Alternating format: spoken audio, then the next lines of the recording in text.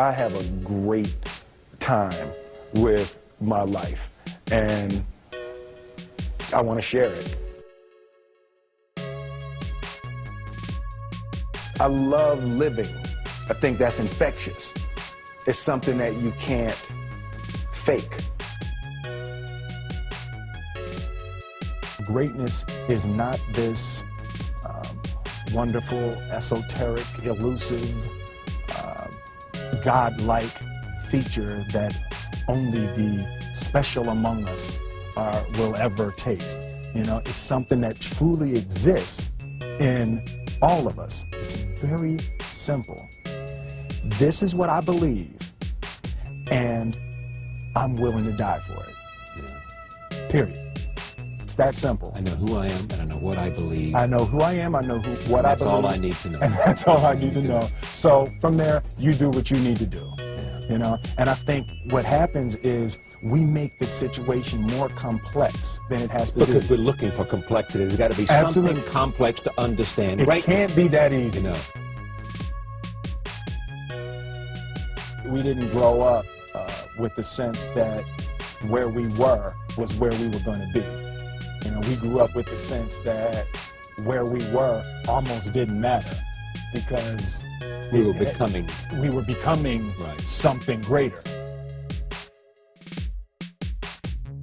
The separation of talent and skill is one of the greatest misunderstood concepts for people who are trying to excel, who have dreams, that want to do things. Talent you have naturally. Skill is only developed by hours and hours and hours of beating on your craft. I've never really viewed myself as particularly talented. Where I excel is ridiculous, sickening work ethic. You know, while the other guy's sleeping, I'm working. While the other guy's eating, I'm working. There's no easy way around it. No matter how talented you are, your talent is going to fail you if you're not skilled. Mm-hmm. You know, if you don't study, if you don't work really hard and dedicate yourself to being better every single day, mm-hmm. you'll never be able to communicate with people, with your artistry, the way that you want. So the only thing that I see that is distinctly different about me is I'm not afraid to die on a treadmill. You might have more talent than me, you might be smarter than me, but if we get on the treadmill together, right, there's two things. You're getting off first, or I'm going to die. It's really that simple. One summer, his dad tore down a brick wall on the front of his business and told 12-year-old Will and his 9-year-old brother to rebuild it, a job they said was impossible. It took them 1.5 years, but they did it. And he said, now don't you ever tell me it's something that you can't do. You don't try to build a wall. You don't set out to build a wall. You don't say, I'm going to build the biggest, baddest, greatest wall that's ever been built. You don't start there. You say, I'm going to lay this brick as perfectly as a brick can be laid. Yeah. And you do that every single day. And soon you have a wall. And soon you have a wall. You know, it's an idea that my grandmother always had, that, you know, if you're going to be here, then there's a necessity to make a difference.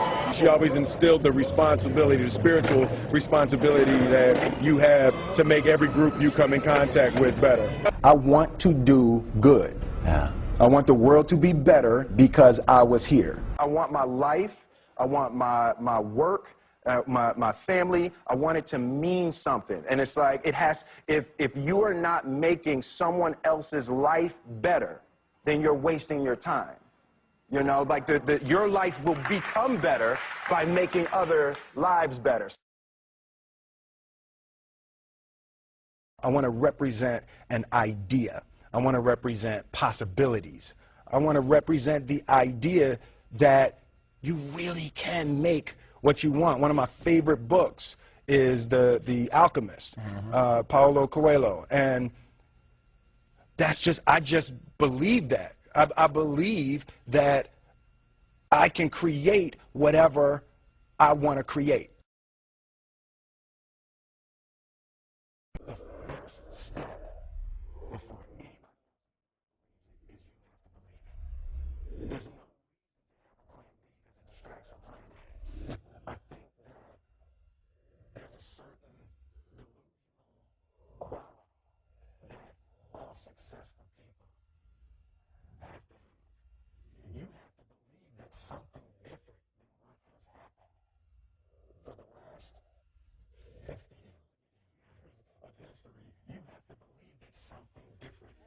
Yeah. Confucius said, he who says he can and he who says he can't are both usually right.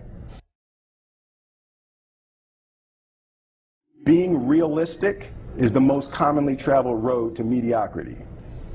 Why would you be realistic? What's the point of being realistic? Just put up a barrier. Yeah, I'm going to do it. It's done. It's already done. The second I decide it's done, it's already done. So now we just got to wait for y'all to see. It's unrealistic to walk in a room and flip a switch and lights come on. That's unrealistic. Fortunately, Edison didn't think so. It's unrealistic to think you're going to bend a piece of metal and fly people over an ocean in that metal. That's unrealistic. But fortunately, the Wright brothers and others didn't believe that. Our thoughts, our feelings, our dreams, our ideas are physical in the universe. That if we dream something, if we picture something, if we commit ourselves to it, that is a physical thrust towards realization that we can put into the universe. That the universe is not a thing that's going to push us around. That the world and people and situations are not something that are going to push us around. That we are going to bend the universe and command and demand that the universe become what we want it to be. I study the patterns of the universe. There's a redemptive power that making a choice has, you know, rather than feeling like you're at effect to all the things that are happening. Make a choice. Like, you just decide what it's going to be, who you're going to be, how you're going to do it. Just decide.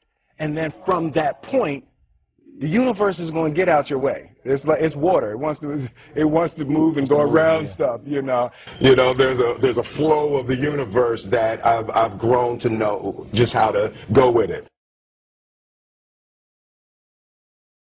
I realize that to have the level of success that I want to have, it's difficult to spread it out and do multiple things. It takes such a desperate, obsessive focus. You really got to focus with all of your fiber and all of your heart and all of your creativity.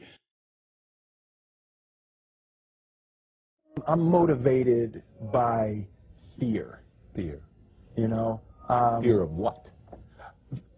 Fear of fear. I hate being scared to do something. And I think what developed in my early days was the attitude that I started attacking things that I was scared of.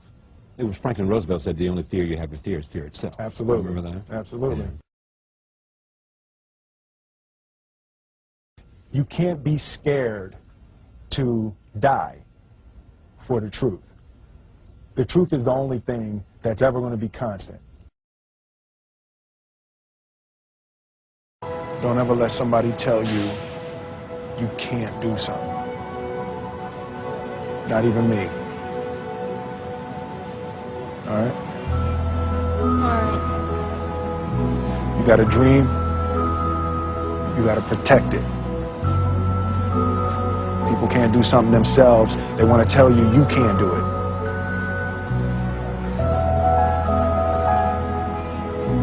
You want something, go get it. Period.